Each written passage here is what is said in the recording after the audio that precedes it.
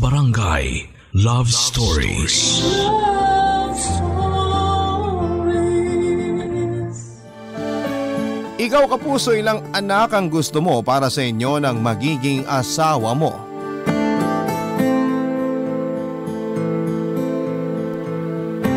Dear Papa Dudut, magandang araw sa inyo at sa ating mga kabarangay. Tawagin niyo na lamang po ako sa pangalang Neri. Hindi ko po tunay na pangalan. 25 years old, nakatira dito sa Maynila at nagbabantay ng isang maliit na tindahan. Na-discover ko ang inyong programa na Barangay Love Stories nang lumawas ako dito sa Maynila para magtrabaho. Ilang taon na rin ang nakakalipas at ngayon lamang ako nagkaroon ng lakas ng loob na sumulat sa inyo kahit alam ko na pwede akong mabash dahil sa kwentong ibabahagi ko sa inyo.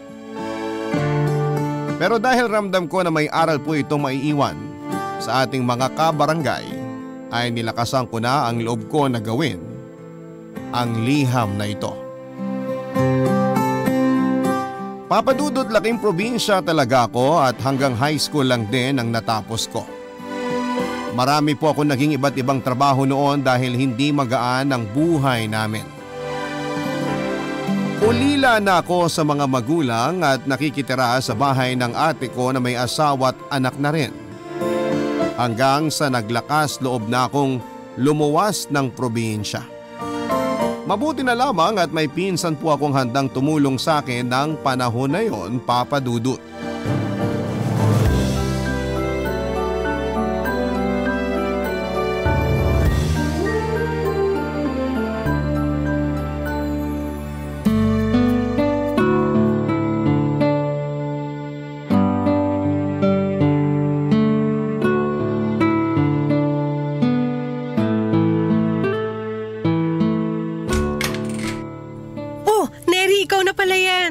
Sorry ate, medyo naligaw ako sa paghahanap dito sa bahay nyo.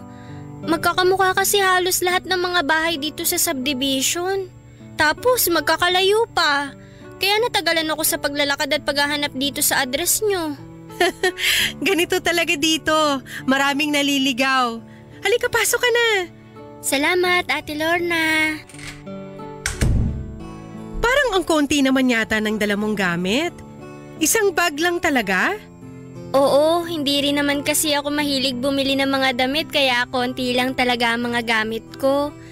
Karamihan nga ng laman ng bag ko, mga importanteng papel ko lang din. Ay nako, buti ka pa. Matipid. Ako kasi napakagastos ko. Hindi ko mapigilan bumili ng mga bagong bag, sapatos, lalo na kapag gusto ko yung design. Turuan mo nga ako maging matipid. Sige ate, tuturuan kita. Madali lang naman yun. Lagi mo lang isipin na hindi mo naman magagamit lahat ng mga bibilihin mong gamit. Pero grabe, ang laki pala talaga nitong bahay nyo. Hindi naman masyado, sakto lang.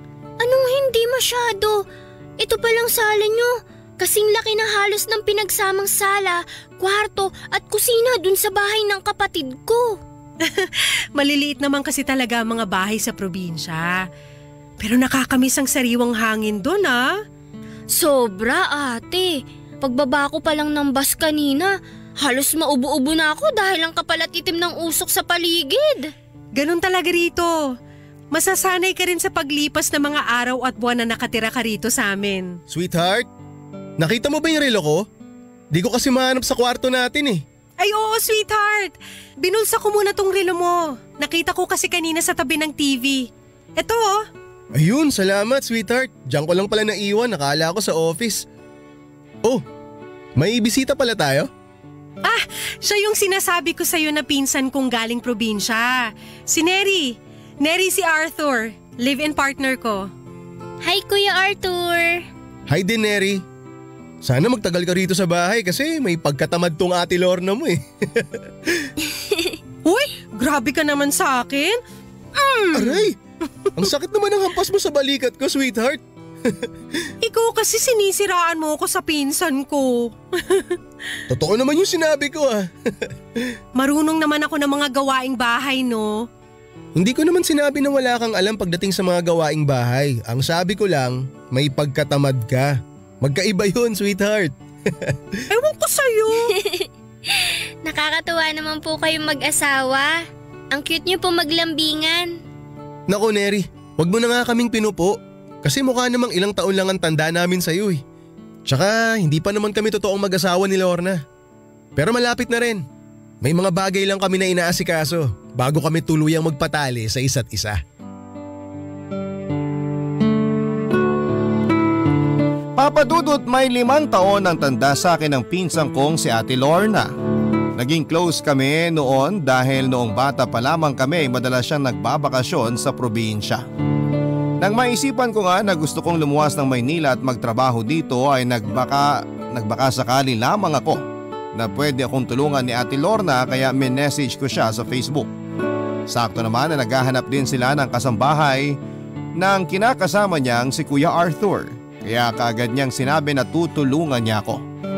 Siya nga rin na nagpadala ng pera para pandagdag sa pamasahe ko paluwas ng Maynila kaya malaki talagang naging pasasalamat ko sa kanya.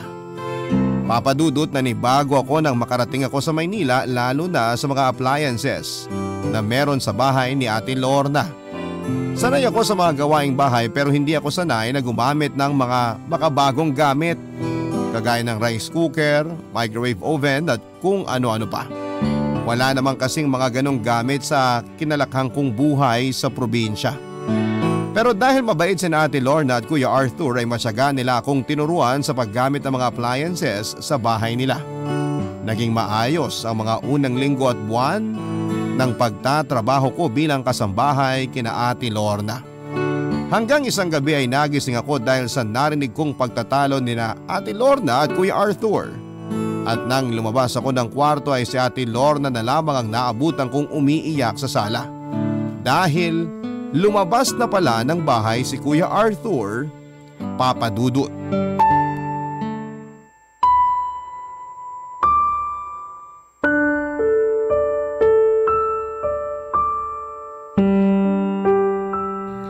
Ate Lorna, ito ang baso ng tubig.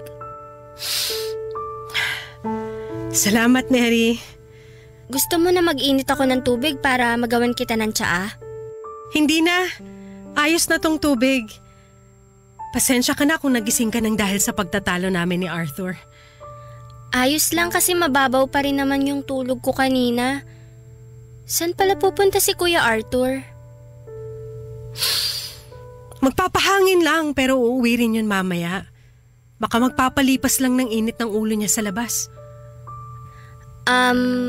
Ate? Madalas ba kayo mag-away ni Kuya Arthur ng gaya nito? Hindi naman masyado. Talaga? Sa totoo lang, medyo nagulat ako sa lakas ng boses niya kanina. Parang nun ko lang siya narinig na sumigaw ng ganun kalakas. Siguro kasi pagod siya sa trabaho kaya ganun na lang kainit ang ulo niya. Narinig mo ba kung ano yung pinag-awayan namin kanina? Medyo, pero hindi naman lahat.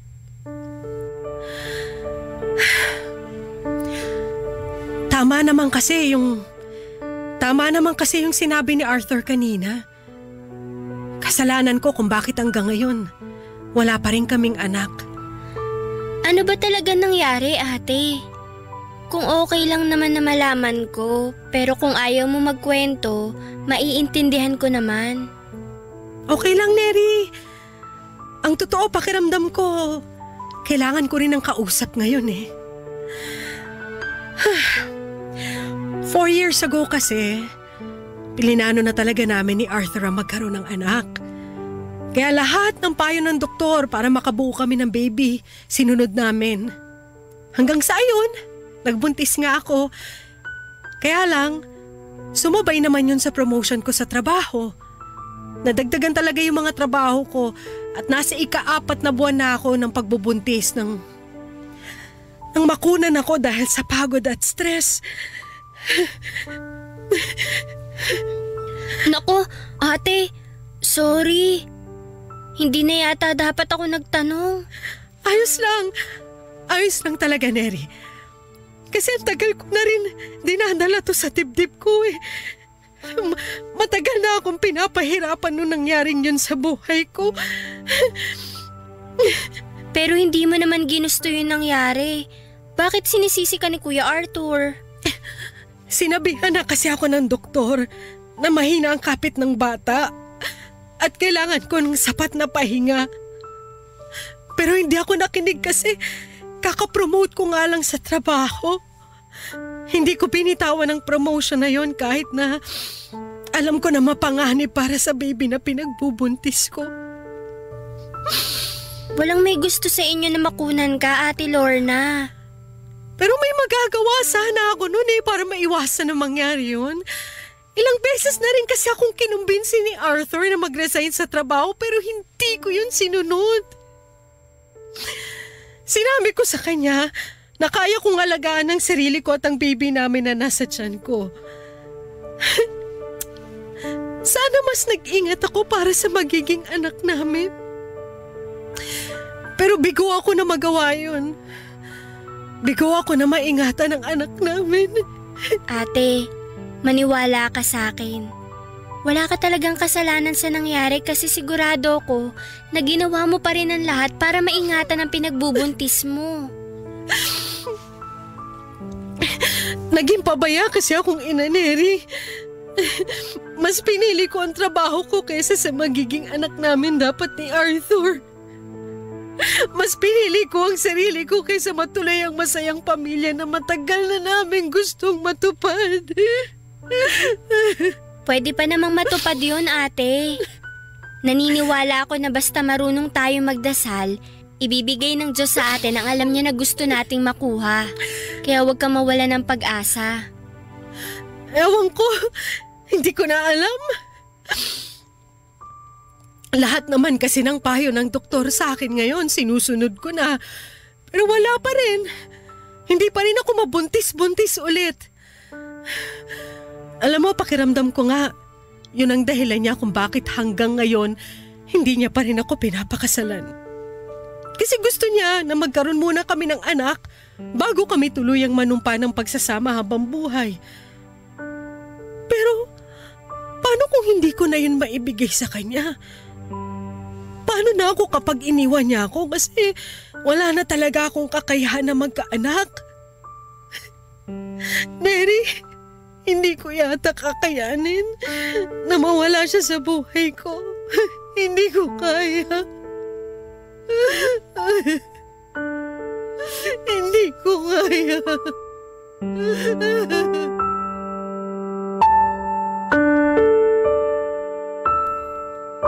Papadudot na awa talaga ako noon kay Ate Lorna. Noong gabi kasi nalagising ako dahil sa pagtatalo nila ay narinig ko ang panunumbat na sinabi ni Kuya Arthur sa pinsan ko. Sinabi nito na kasalanan ni Ate Lorna kung bakit hindi na sila magkaroon ng anak. Na nadadamay pa raw si Kuya Arthur sa kasalanan ni Ate Lorna na hindi pag-aalaga sa sarili kahit na alam nitong may bata nang dinadala sa sinapupunan niya. Na hindi raw ito magkakaroon ng komplikasyon sa matres kung hindi ito nakunan dati dahil sa labis na pagtatrabaho. At masyado raw kasing nakafocus sa trabaho si Ate Lorna kaysa sa pamilya na gusto nilang buuin. Papadudod sinabi sa akin ni Ate Lorna na pinagsisisihan na niya ang ginawa niyang yon at gusto niya talaga na magkaroon sila ng anak ni Kuya Arthur. Sinunod naman daw niya ang lahat ng bilin sa kanya ng doktor pero bigo pa rin siya na mabigyan ng anak si Kuya Arthur. Sinabi ko sa kanya na magdasal siya dahil walang imposible sa Panginoon. Ibibigay ng Panginoon Papadudod ang lahat ng tulong at lahat ng kanyang minimithi kung siya po ay mananalig lamang. Sa tamang panahon, darating ang biyaya at kagustuhan nila na magkaroon ng anak. Barangay Love Stories. Barangay Love Stories. Papadudot kagad din namang nagkaayos na Kuya Arthur at Ate Lorna. Kagaya ng nakwento ni Ate Lorna ay madalas lang na ganon si Kuya Arthur kapag lasing ito o kaya ay stress sa kanyang trabaho. Doon madalas na nauungkat ang nakaraan nilang dalawa lalo na ang tungkol sa pagkamatay ng baby nila. Pero kapag lumipas na yon ay si Kuya Arthur din mismo ang nakikipagayos kay Ate Lorna. Doon ko nakita na mahal din talaga siya ni Kuya Arthur dahil sa kabila ng nagawa ng pinsan ko ay binabalikan pa rin siya nito. Papadudot mahigit 1 taon na akong nagtatrabaho kina Ate Lorna nang makilala ko si Alexis. Nagtatrabaho siya bilang driver sa isang pamilya na nakatira malapit lang din sa amin. Nagkapalagayan kami ng loob hanggang sa maging boyfriend ko na siya, Papadudot. May itsura din po si Alexis. Singkitin ang kanyang mata, moreno at matipuno ang pangangatawan. Tumagal din ang mahigit kalahating taon ng relasyon naming dalawa hanggang sa mabuntis ako. Kaya lang nang malaman niya yon ay sinabi niya sa akin na hindi pa siya handang magkaanak. Sinisi niya pa ako at sinabihan na dapat daw ay nag-iingat ako para hindi ako nabuntis. At pagkatapos ng araw na yon ay hindi ko na siya muling nakita o nakontak pa, Papadudot.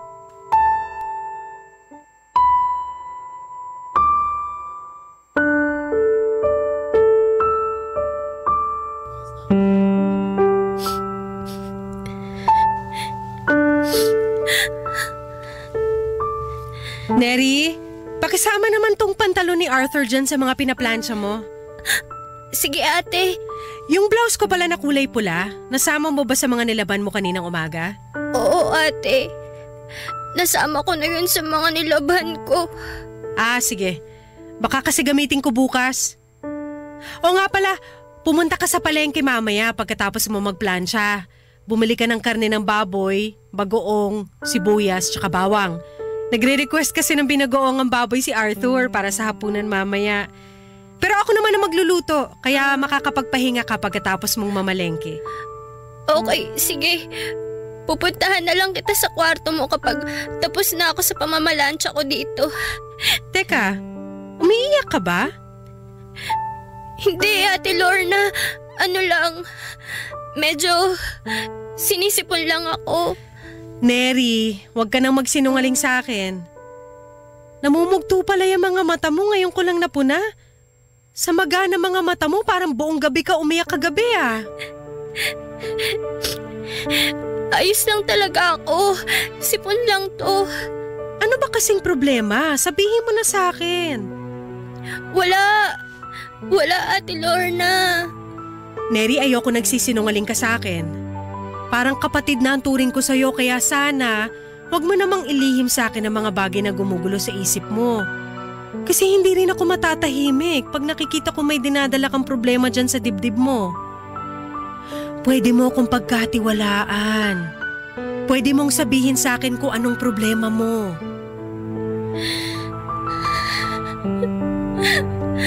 Ano kasi, ate? Buntis ako. Ha? Buntis ka? Sinong ama niyan? Si Alexis. Alexis? Yung driver dun sa malaking bahay na may automatic na gate? Oo, siya nga. Alam na ba niya yung tungkol sa pinagbubuntis mo?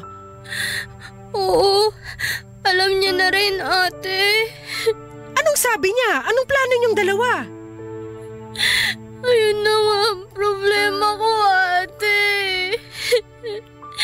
Mula nung nalaman niyang buntis ako, hindi ko na siya nakita pa. Ang sabi ng mga kasama niyang kasambahay sa bahay, umuwi na raw si Alexis sa probinsya nila. Hala! Paano yan? Nakukontak mo pa ba siya? May iba ka pa bang kakilala na pwedeng lapitan para makausap mo siya? Wala na, Ate Lorna. Wala naman akong kakilala na ibang kamag-anak niya. Tapos, lahat ng number niya na nakasave sa cellphone ko, hindi ko na rin makontak. Nako! Mahirap talaga hanapin yung tao na ayaw magpakita. Ikaw ba? Ano nang plano mo ngayon? Hindi ko nga alam, ate. Hindi ba naman kasi talaga ako readyng maging nanay? Ni wala pa nga akong malaking naiipon para sa sarili ko. Tapos magdadagdag pa ako ng papakainin ko. Kung bakit naman kasi nabuo pa tong baby sa tiyan ko? Huwag mong sabihin yan. Alam mo naman na biyaya ng Diyos ang bawat batang mabubuhay sa sinapupunan ng isang babae. Kaya hindi ka dapat nagsasalita ng ganyan. Pero hindi pa nga ako ready maging nanay. Ayokong pareho kaming lumaking naghihirap ng magiging anak ko. Pwede ka naman naming tulungan ni Arthur. Pero alam mo, may naisip akong paraan para hindi ka mabigatan sa dinadala mo ngayon na problema. Hindi ko nga lang alam kung sasang-ayon ka dito sa naisip ko. Ano yun, Ate Lorna? Kung okay lang sa'yo, aampunin na lang namin ni Arthur ang magiging anak mo. At kung gusto mo, pwede rin kitang bayaran para sa baby mo. Para naman makapagsimula ka ng totoong bagong buhay, Neri.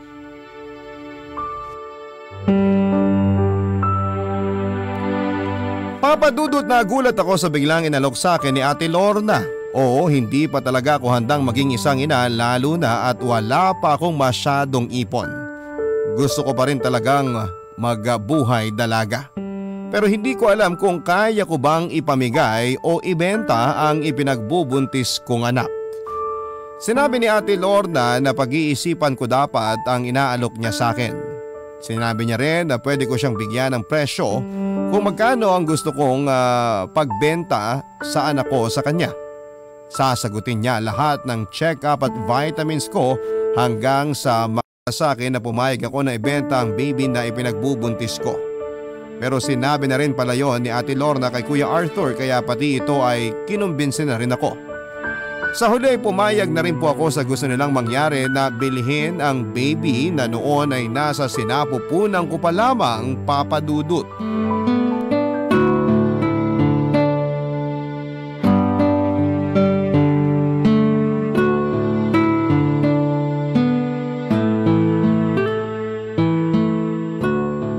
Hindi pa ba gising si Neri?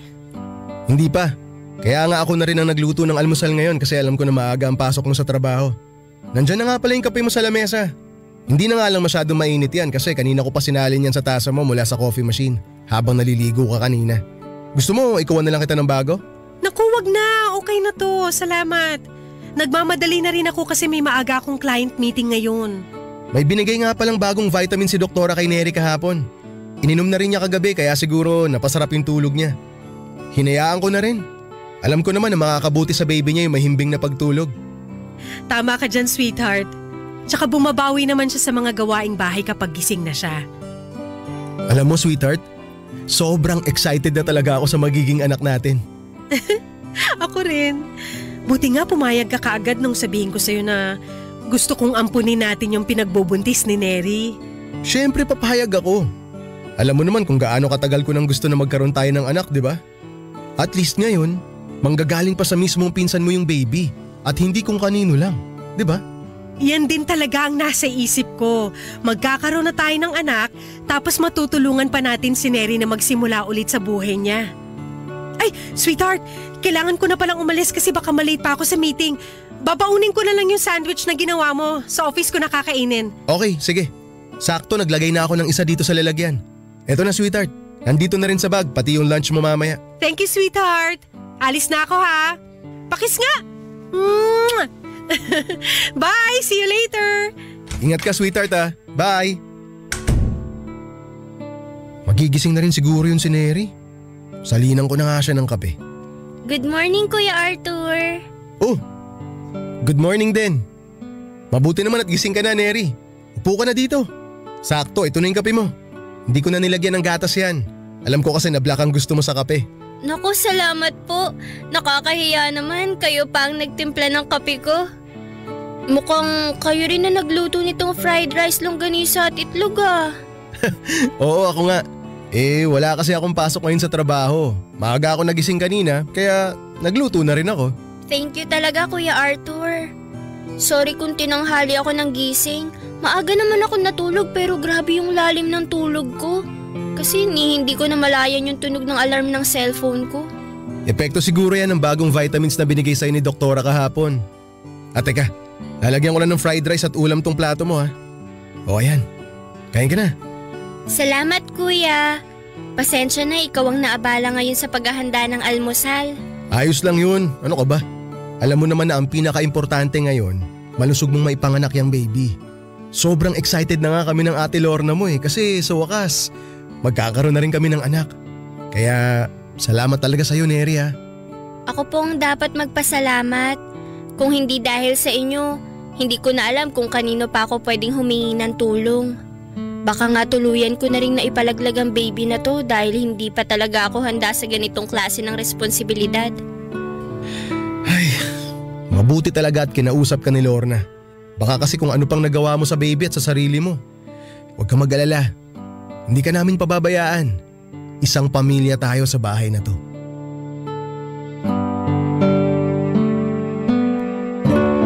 Papadudot nagkwento pa noon si Kuya Arthur kung gaano niya kagusto ang magkaroon ng anak.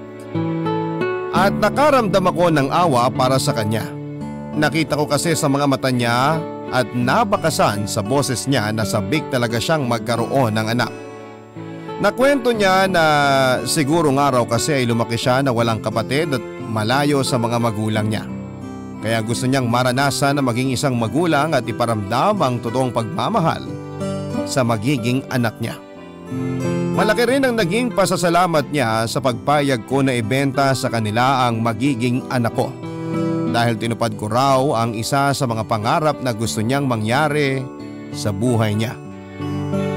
Papadudot naging sobrang mabait din sina Kuya Arthur at Ate Lorna sa akin. Kagaya ng sinabi ng pinsang ko ay sinagot nila ang lahat ng gastusin para sa ipinagbubuntis ko.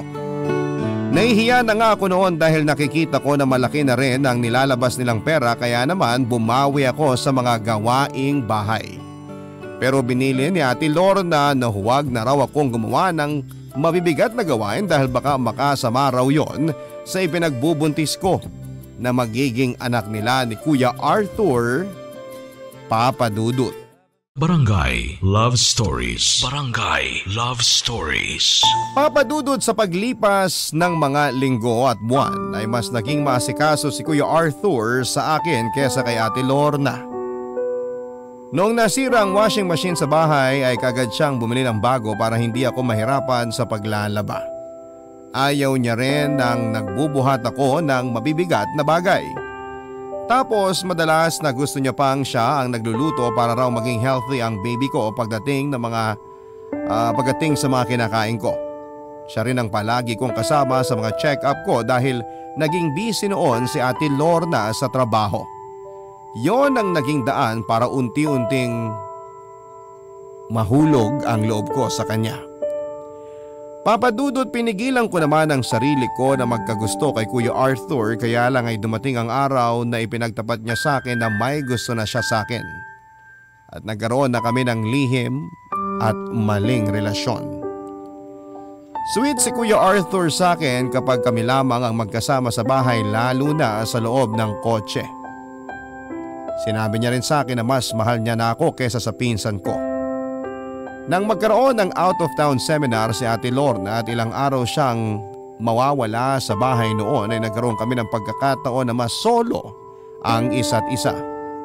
Doon namin mas naiparamdam ang napakainit naming pagmamahal sa bawat isa, Papadudot.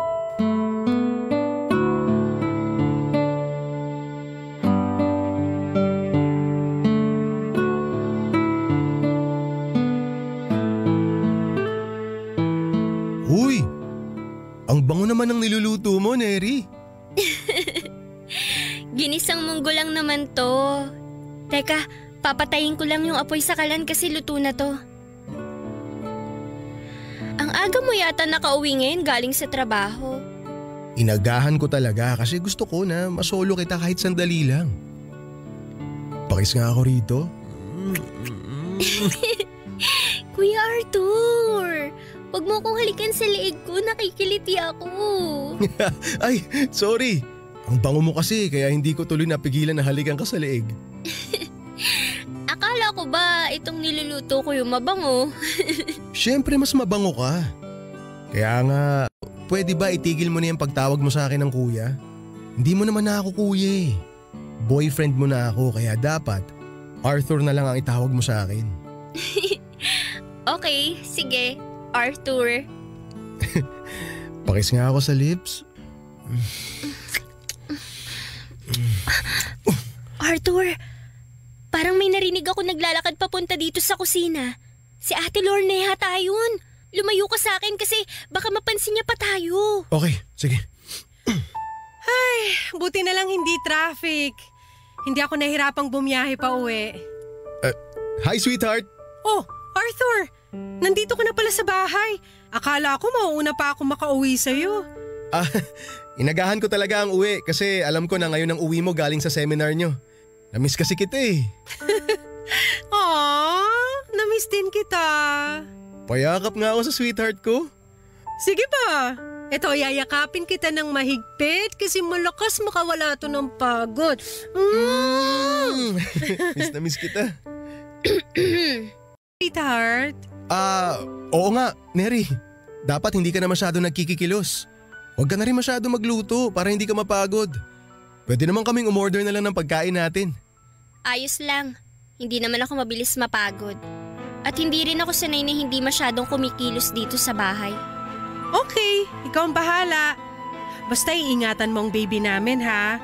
Alam mo naman na sobrang excited na kami ni Arthur sa magiging anak namin. O siya, maghain ka na. Magpapalit lang ako ng pambahay. Sige Ate Lorna. Papa Dudut, nagigilty din naman ako dahil sa maling relasyon namin ni Arthur. Lalo na at napakalaki na ng utang na loob ko kay Ate Lorna. Naging sobrang mabait siya sa akin kahit sa umpisa pa lamang na hindi ko pa ipinagbubuntis ang baby na bibilhin niya sa akin. Alam ko rin na mabuti siyang tao dahil never niya akong pinakitunguhan ng hindi maganda. Madalas nga rin siyang nagpapadala ng pera sa mga kamag-anak namin sa probinsya na humihingi ng tulong sa kanya. Kaya nga siya rin ang unang pumasok noon sa isipan ko na hinga ng tulong nang gusto kong lumuwas ng Maynila para magtrabaho. Pero wala eh. Minahal na talaga ng puso ko si Arthur at mas natatalo ng pagmamahal na yon ang konsensya na nararamdaman ko. Palagi rin kasing sinasabi sa akin ni Arthur na seryoso na siya sa kung anuman ang relasyon na meron kami noon. At mas mahal niya na rin ako kesa sa pinsan ko. Kaya naman umaasa na talaga ako na sa huli ay ako ang pipiliin ni Arthur na mas makasama kesa kay Ate Lorna, Papa Dudut.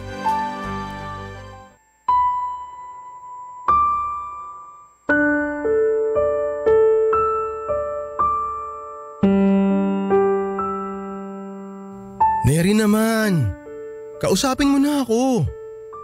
Mamaya na. Hindi mo ba nakikita na busy ako sa paglilinis nitong lalagyan ng mga plato? Eh di kausapin mo ko habang ginagawa mo yan.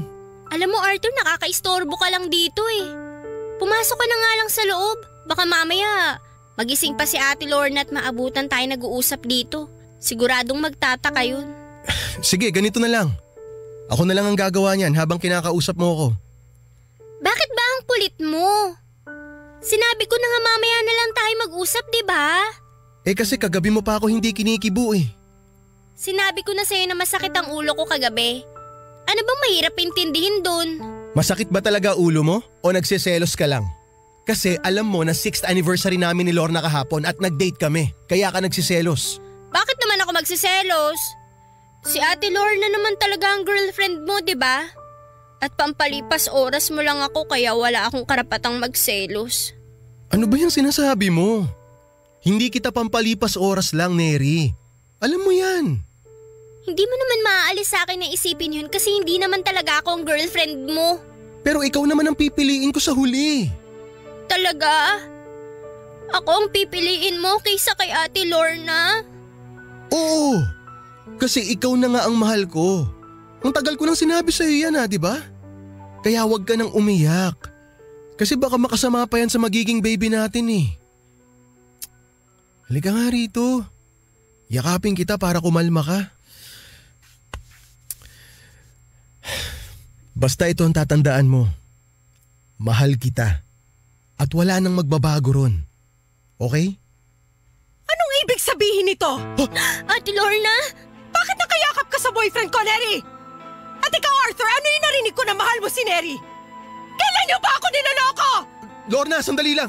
Magpapaliwanag ako. Pero pwede ba kumalma ka muna? Hindi! Huwag mo ako lalapitan at mas lalong huwag mo ako hahawakan! Ngayon sagutin niyo ang tanong ko. May relasyon ba kayong dalawa? Ate Lorna, sorry. Sorry? Sorry para saan? Para sa pambababoy niyo dito sa pamamahay ko? Lorna, please! Kumalma ka lang! Huwag ka sumigaw! Bakit? Nahihiya kayo marinig ng mga kapitbahay natin na may ahas at baboy akong pinatira dito sa mismong pamamahay ko? Saka ano ba pumasok sa isip mo, Arthur? Pipiliin mo talaga ang diskrasyada babae na yan kesa sa akin? Ate Lorna, sumusobra ka na. Bakit naman ako hindi pipiliin ni Arthur? Alam naman natin na hindi hamak na mas lamang ako sa'yo. Dahil kaya kong bigyan ng anak si Arthur, hindi kagaya mo na may bulok na matres. Ang kapal na mukha mo! Wala kang utang na loob, Neri!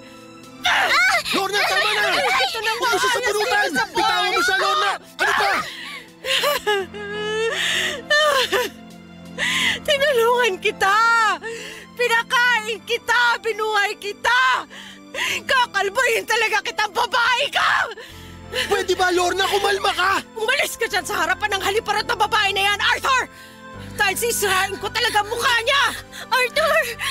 May dugo! Naku! Dinudugo ako, Arthur! Dinudugo ka nga, Neri! Relax ka lang! Lumapit ka sa akin! Sandali! Huwag kang mag-alala! Bubuhatin na kita! Dadaling kita sa ospital! Mabuti nga sa'yo! Ayoko mawala ang baby ko!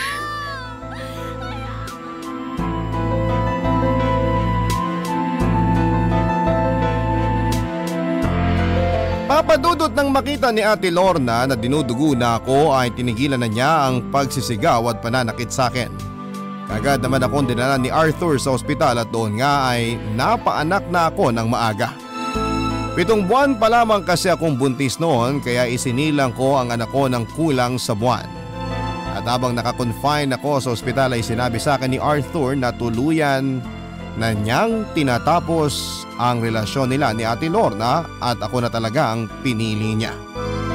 Gustong magdiwang ng puso ko noon kaya lang ay hindi sapat ang saya na nararamdaman ko dahil naka-incubator pa rin si baby ng mga oras na yon. Sinabi rin ni Arthur noon na kinuha na niya ang mga importanteng gamit ko at gamit niya mula sa bahay ni Ate Lorna. Nang ma-discharge ako sa ospital ay tinupad ni Arthur ang mga planong sinabi niya sa akin, Papa Dudut.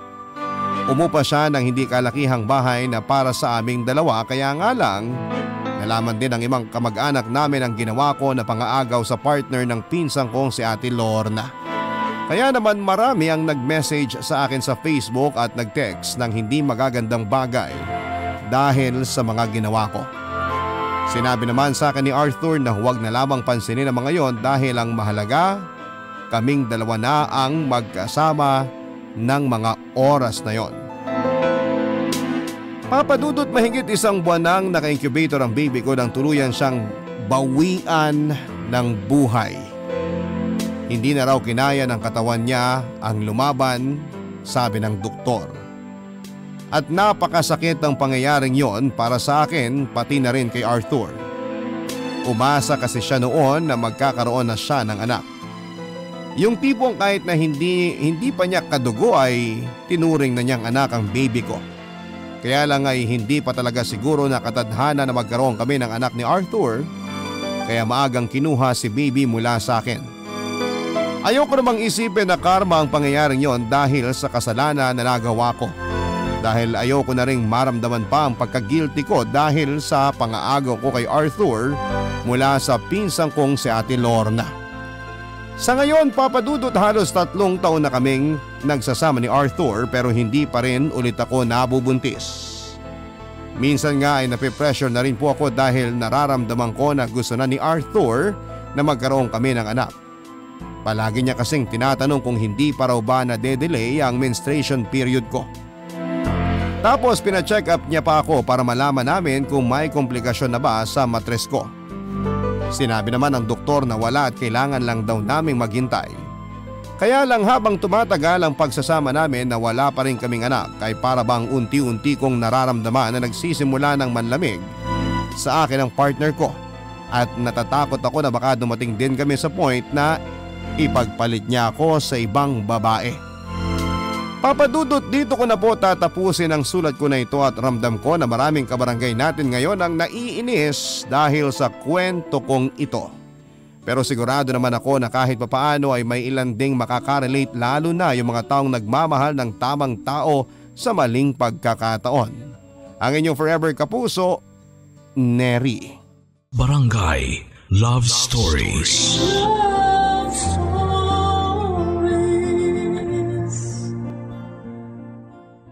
Barangay LS 97.1